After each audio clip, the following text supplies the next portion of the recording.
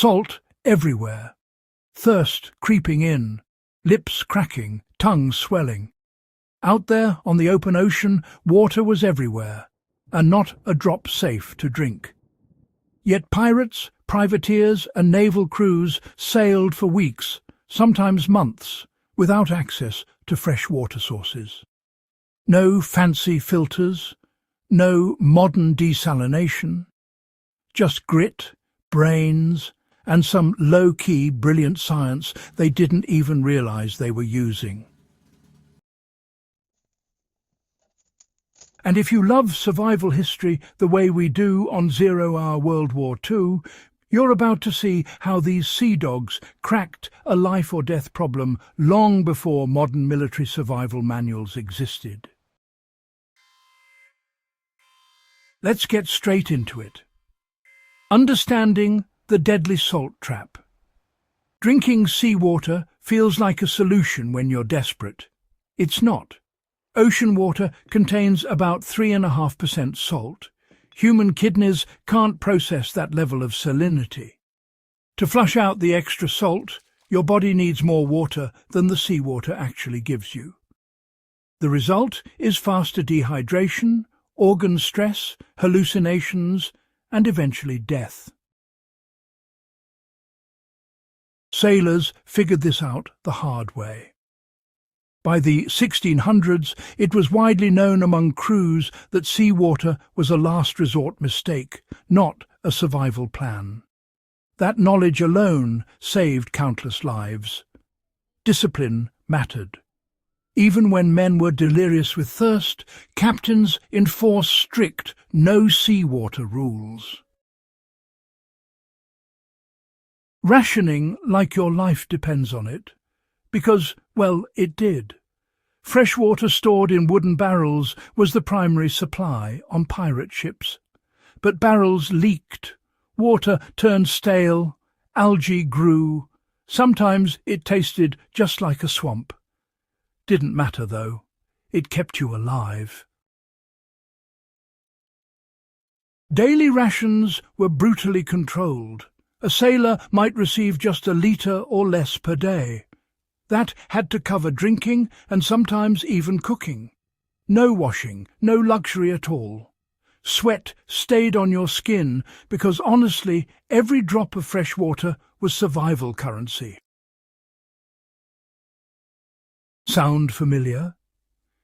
Military forces during World War II followed similar principles in lifeboats and desert campaigns. Strict rationing stretches survival time far beyond what people usually assume is possible. Collecting rain was, well, like gathering up treasure. Rain was a gift from the sky, and pirates truly treated it that way. Crews would rush to spread out sails, tarps, and pretty much any available cloth to catch every drop of rainfall. Water was funneled into barrels, buckets and even cooking pots. Anything that could hold it. Sails, you know, were especially effective because of their large surface area. During those tropical squalls, a ship could collect hundreds of litres in just a few minutes. That could really mean the difference between life and death on those long voyages. The science here is, honestly, just simple surface collection. Maximize the area, direct the flow into storage. Modern survival manuals still teach exactly the same principle. If you're stranded at sea or even on land, rainwater harvesting is still one of the most efficient passive collection methods out there. So, understanding condensation, without really calling it that, was something pirates did, even if they didn't know the word. They sure knew the effect, though. At night, when the temperature dropped, moisture in the air would settle on surfaces. Sailors would sometimes wipe down sails or the smoother parts of the ship at dawn, just to gather a small amount of fresh water. It wasn't much, but honestly, when you're rationing by mouthfuls, every bit counts. Now, this same principle is used in modern survival stills. Moisture evaporates, cools, and then condenses into drinkable droplets. It's like nature runs a free water recycling system every single day, and, well, smart survivors know how to tap into it. Diluting alcohol to make it safer than water. Now, that's a clever trick. You see, fresh water spoiled quickly in those old wooden barrels. Bacteria and algae could thrive in there. So pirates and naval crews would often mix water with alcohol, like beer, ale, or rum. The alcohol content helped slow down microbial growth, making the mixture, well, safer to drink than untreated water alone. This wasn't about getting drunk. It was about preservation, really. Beer, in particular, was common because its brewing process killed many pathogens, and its mild alcohol content extended shelf life. Centuries later, armies in World War II used chemical purification tablets for the same reason. Kill microbes, make questionable water safer. Pirates just used fermentation instead of chemistry labs. Food choices mattered more than people think. Hardtack and salted meat were common ship rations, but both increased thirst. Smart crews balanced that with foods that contain moisture when possible, like dried peas soaked in limited water or occasional fresh produce picked up in port. Fruit, when available, was gold. Not just for vitamins to fight scurvy, but for hydration. A single piece of fruit contains a surprising amount of water. On long voyages, any fresh plant food was prized for both nutrition and fluid content. Modern survival training echoes this. Food is not just calories, it's also a water source. Your body extracts moisture during digestion. Here's where pirate ingenuity really shines. There are, historical accounts of sailors experimenting with crude distillation. Heating seawater and capturing the steam, which leaves salt behind, creates drinkable water. This is basic distillation, and it's actually the same process modern desalination plants use on a massive scale. On ships, this could be done using metal cookware. Seawater was boiled. Steam condensed on a cooler surface and dripped into a container. It was slow, fuel-intensive, but in emergencies it worked. That's battlefield survival science before the word survival science even existed.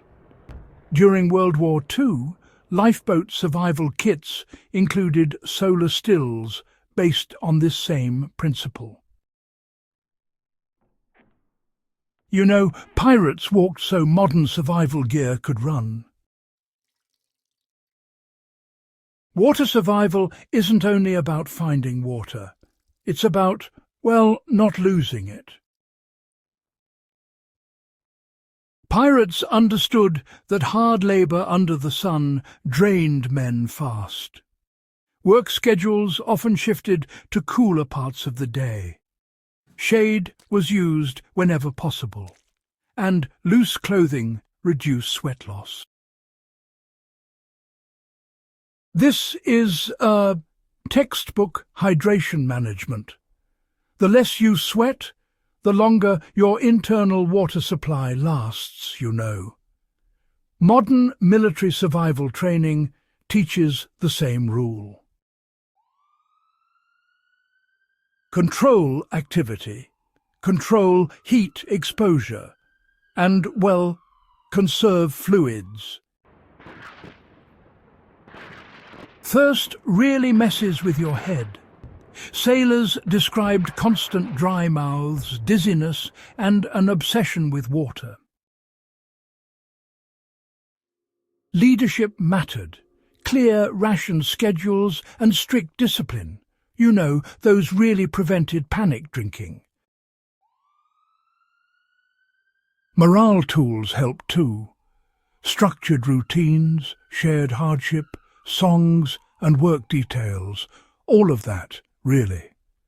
Keeping minds occupied reduced fixation on thirst. Survival is physical, but it's also psychological. Military survival doctrine in World War II emphasized the same thing. Panic wastes resources. Calm extends survival. Pirates weren't just criminals with swords. They were practical survival experts, forced to solve one of the harshest problems on Earth. No fresh water, no help, just ocean.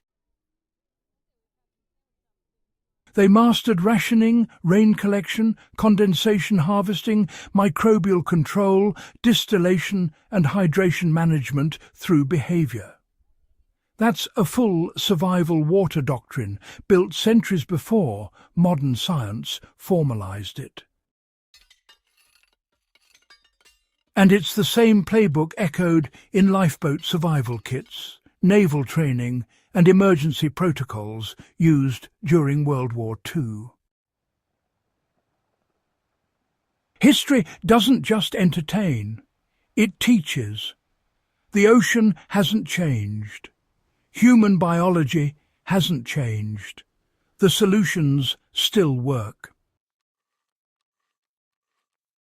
If you found this breakdown useful and want more deep dives into the real survival science behind history's toughest moments, hit subscribe, share this with a fellow history fan, and stay locked on 0 Hour World War II. Because the past still has lessons that can save lives today.